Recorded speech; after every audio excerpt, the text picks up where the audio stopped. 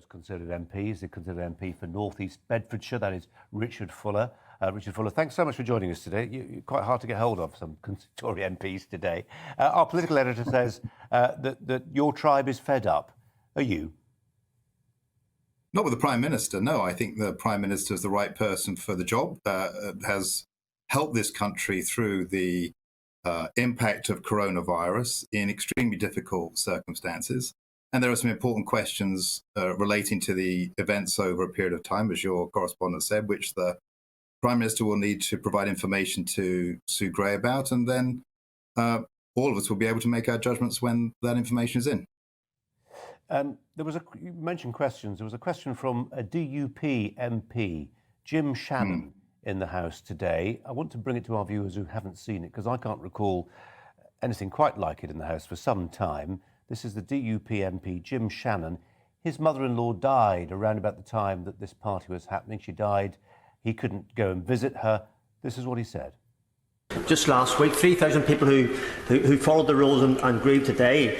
So will the paymaster, and putting my mother-in-law who died alone, will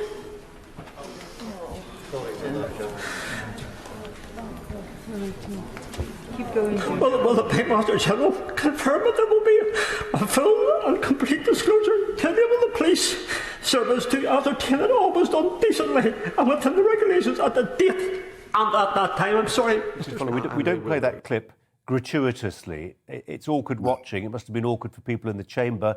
It must have been awkward for the Speaker and Michael Ellis responding for the government as well.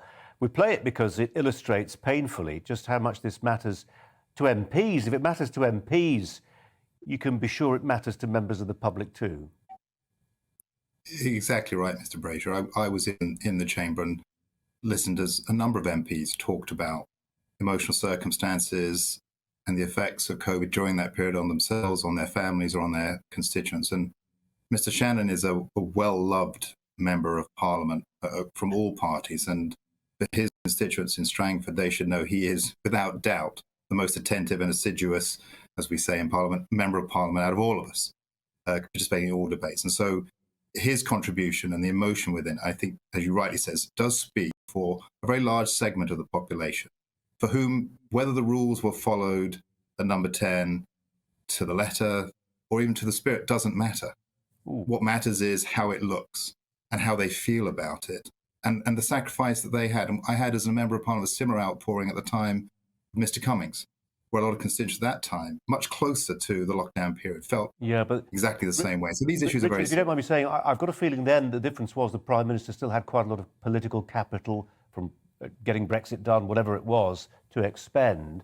Now, perhaps rather less so. I mean, the speed with which you get these snap polls is dizzying these days. But there's one from Savannah Comres, which shows that his approval ratings have fallen 12 points since December. It's only January, whatever it is, the 11th. Well, I guess I'm not the sort of politician in response to short-term polls.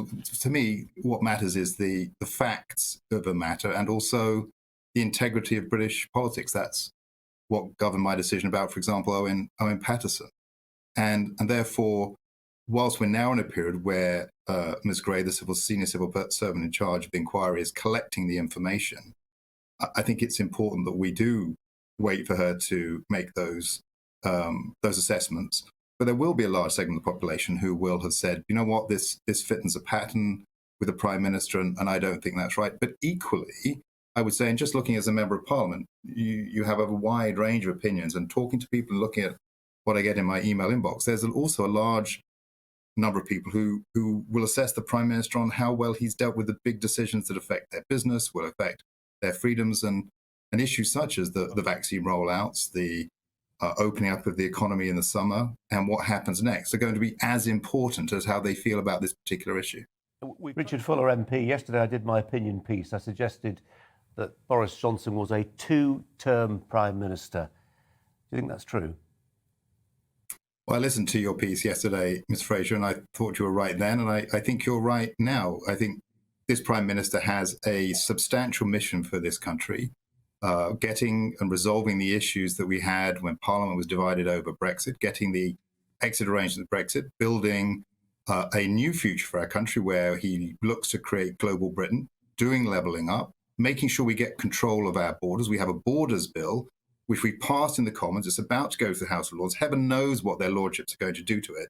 But what we need to make sure is that gets on the statute book, because that's what the British public voted for.